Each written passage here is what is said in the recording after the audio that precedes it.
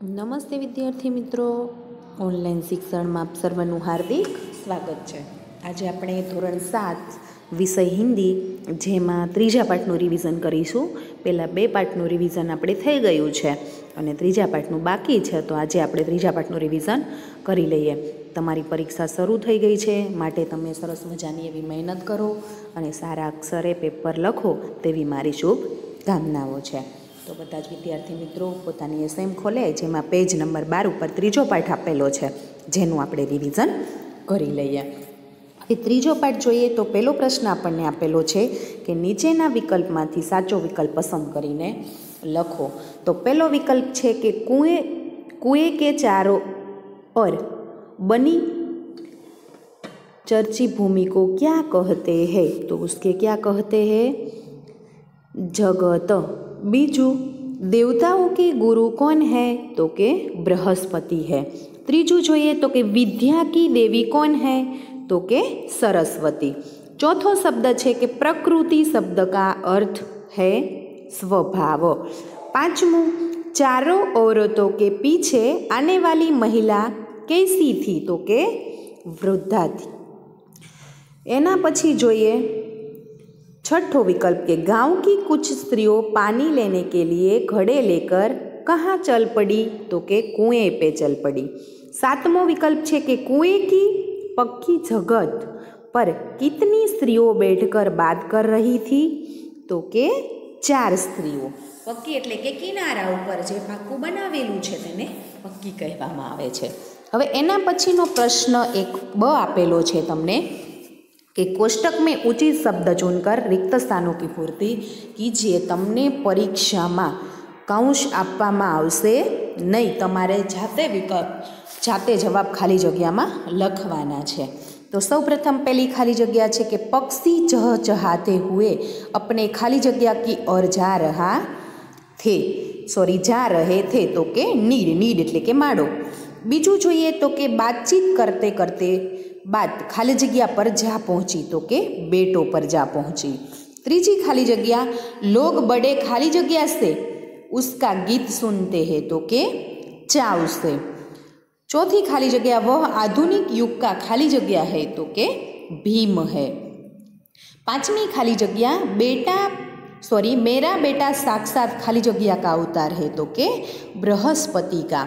छठू जो है कि तीसरी स्त्री का बेटा उधर से संस्कृत के श्लोकों का पाठ करता हुआ निकला। तो तेनो जवाब शू आवशे? लोक के श्लोक। तो तेनो जवाब आवशे श्लोक। शू आवशे? श्लोक। जो अहींया खोटो शब्द है, ज्यां तमारे नीचे लाइन करवानी है अने त्यां श्लोक साचुं पण लखवानुं रहेशे, जे तमे तमारा एसएम में सुधारशो। बराबर। सातमू, तीनों औरत बड़े ही खाली जग्या से चौथी स्त्री के बेटे को देखती है। तो के आश्चर्य से।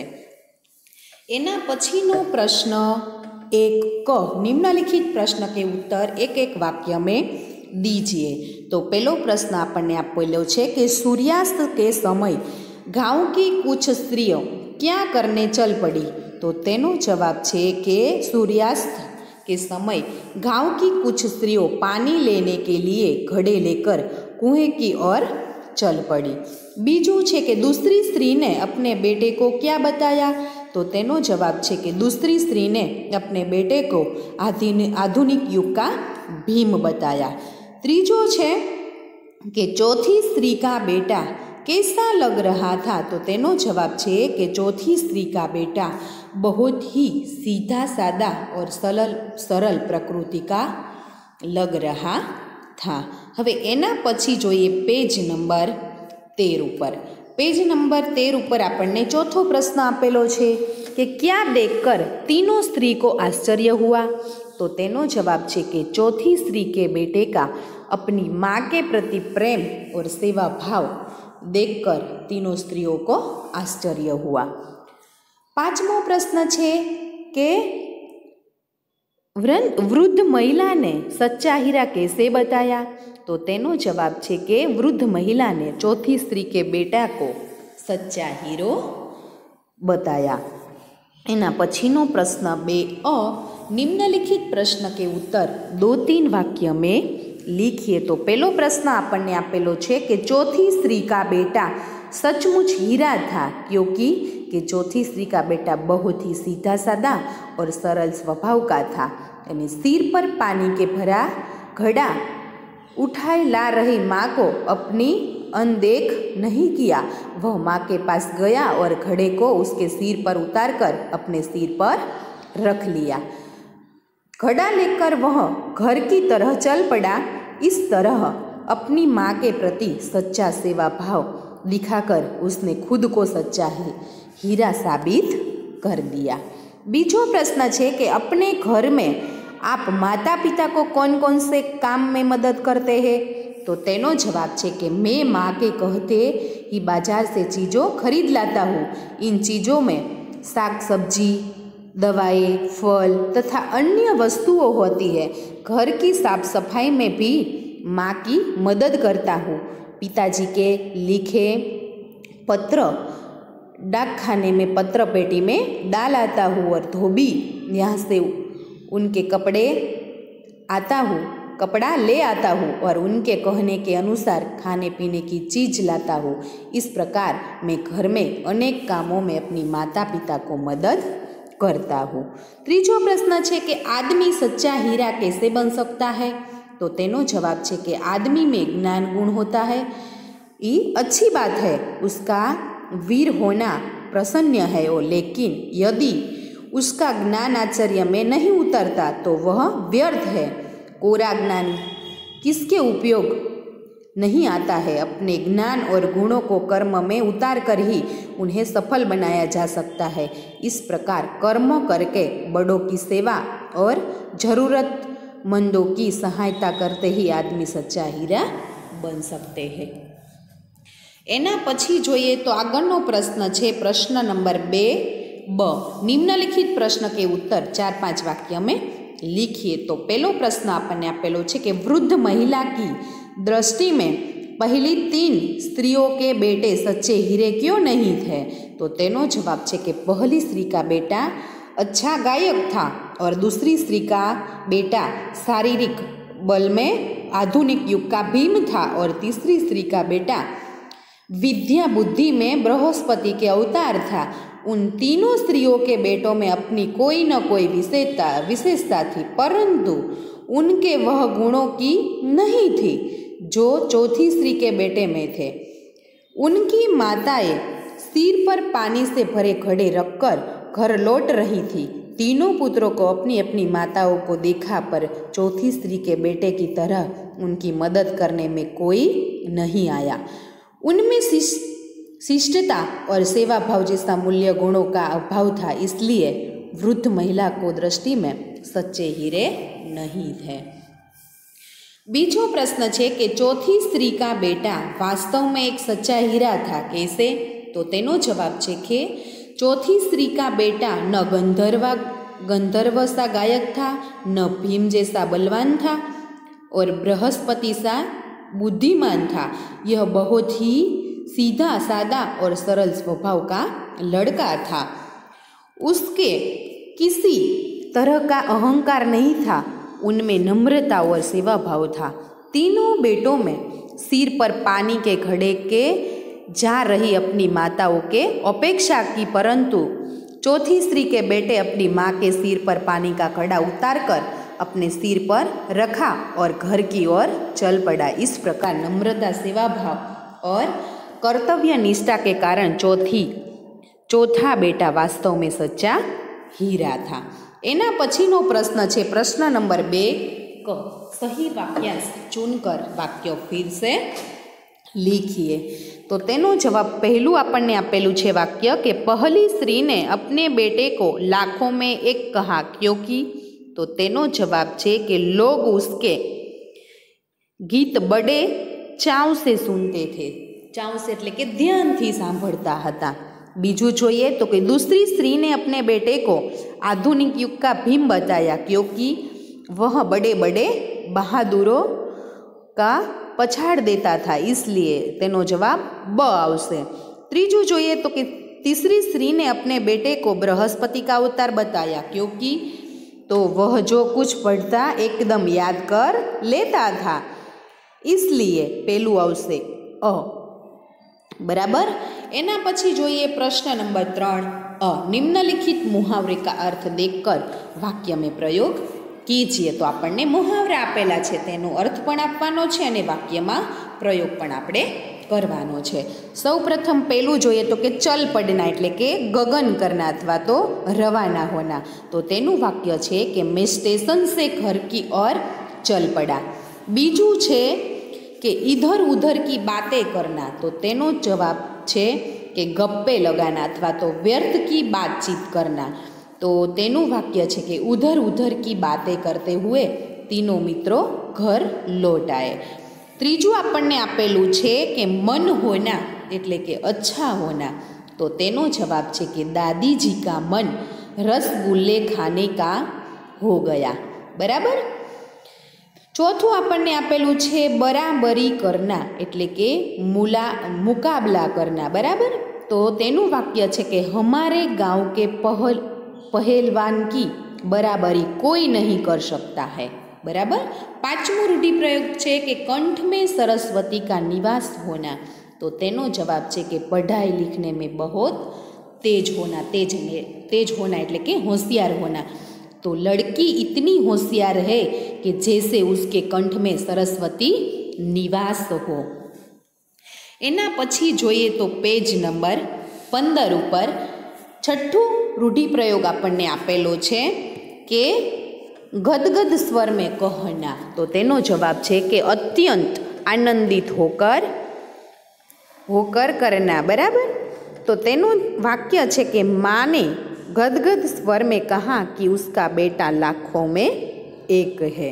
एना पछी जोईए प्रश्न नंबर 3 ब। निम्नलिखित वाक्यों में वर्तमान काल की जानकारी देने वाले शब्द को रेखांकित कीजिए। जो वर्तमान समय कीधुं छे, जे चालू बतावे छे क्रिया, तेने आपणे वर्तमान कहीए छीए। तो तेनो पहली खाली जग्या छे कि मैंने उसे फूल दिया। जो दिया दीधुं छे तो दिया नीचे शुं आवशे? લીટી આવશે। बीजू जोईए तो कि मैं बाजार जाता हूँ। जो जाय छे, जावानी क्रिया थाय छे, जेने आपणे वर्तमान कहीए छीए।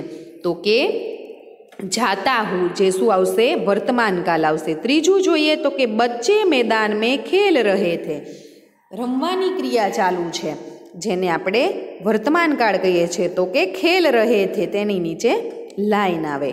पछी चौथुं जोईए कि चूहे उछल कूद कर रहे थे। जो कूद कर रहे थे, जे कूदवानी क्रिया थाय छे तेनी नीचे लाइन आवशे। बधा ज विद्यार्थीओ तेनी नीचे लाइन दोरी नाखशे। बराबर। पांचमું જોઈએ तो कि वह विद्यालय जा रहा था। जाय छे, जावानी क्रिया थई रही छे, तो शुं आवशे? जा रहे थे तेनी नीचे अंडरलाइन आवशे। छठ्ठું જોઈએ तो आपणने आपेલું છે कि हम प्रयाग जाइए।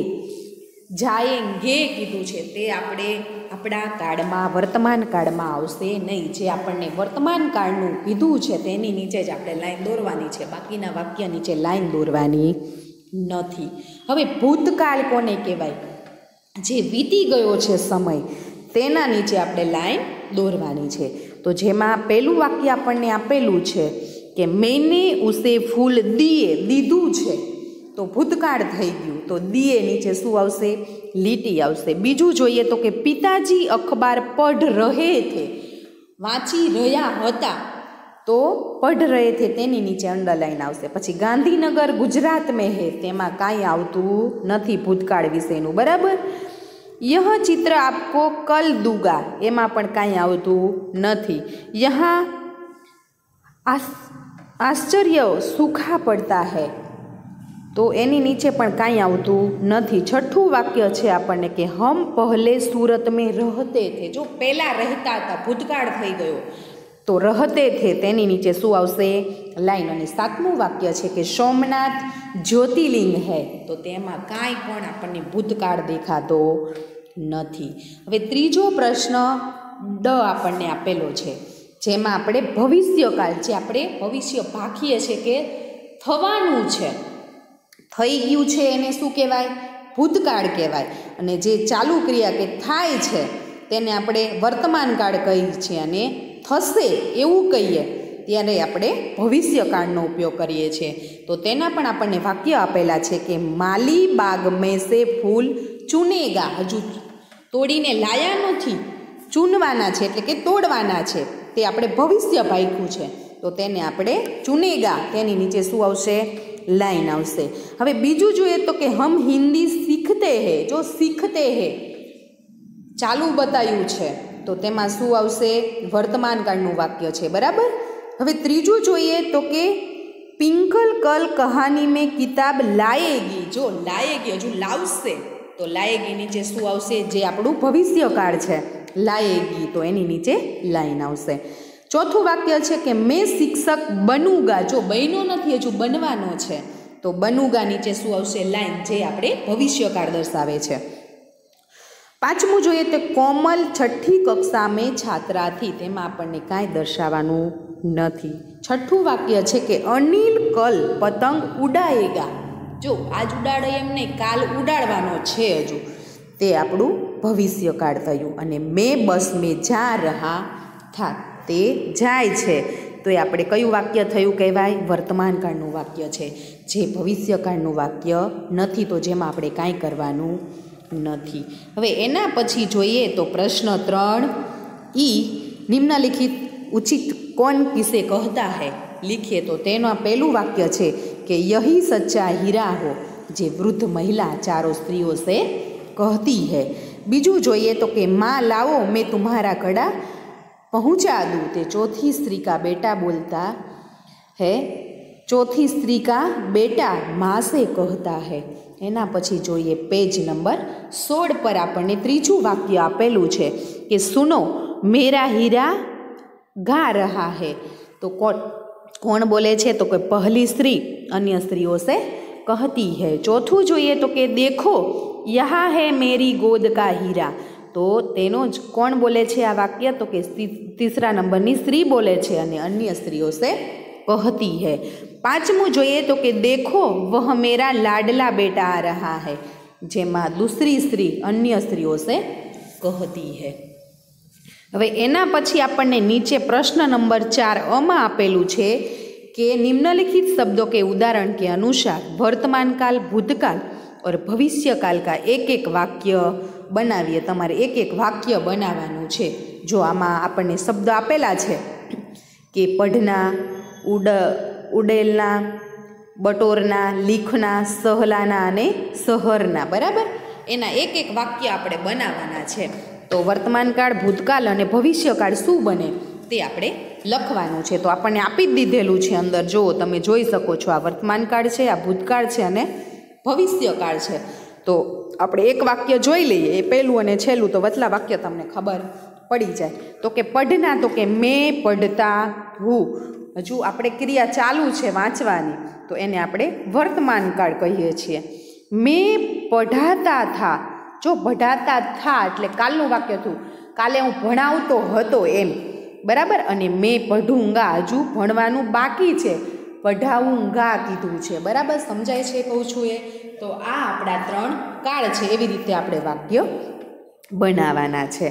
હવે એના પછીનો પ્રશ્ન 4b આપણને આપેલો છે કે નિમ્નલિખિત શબ્દ કે बाद में तुरंत आने वाला शब्द का अर्थ शब्दकोश में ढूंढ कर લીખીએ. જો એના પછીનો શબ્દ જે આપણે શોધી અને લખવાનો છે, જેમાં તમને શબ્દ આપી દીધા છે કે બપોતી, વ્યથા, નિયતિ, પ્રતિભા, શૌર્ય, રુચિ, બાટના, ક્ષમા, ઉદાન અને અમન, બરાબર.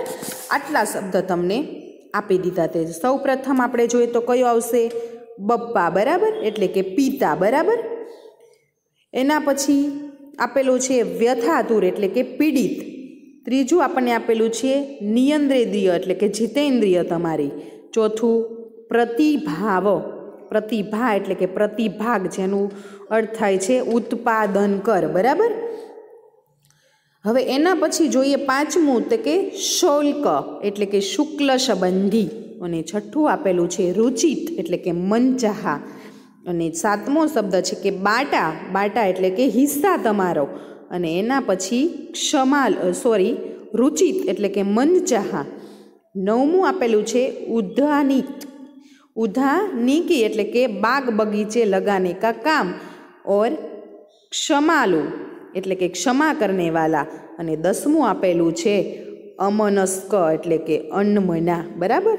અહીંયા આપણે ત્રીજા પાઠનું રિવિઝન પૂરું કરીએ છીએ. તો બધા જ વિદ્યાર્થી મિત્રો સરસ મજાનું એવું રિવિઝન કરે અને પેપર હોય ત્યારે સારા અક્ષરે એવું પેપર લખો તેવી મારી શુભ કામનાઓ. અહીંયા આપણે રિવિઝન 1, 2 અને 3 પાઠનું રિવિઝન પૂરું કરીએ છીએ. આગળ આપણે 2 પાઠનું રિવિઝન પાઠ પૂરો થયો તરત આપણે થઈ ગયું હતું અને ત્રીજા પાઠનું બાકી હતું જે આપણે આજે એનું રિવિઝન કર્યું. જય હિન્દ.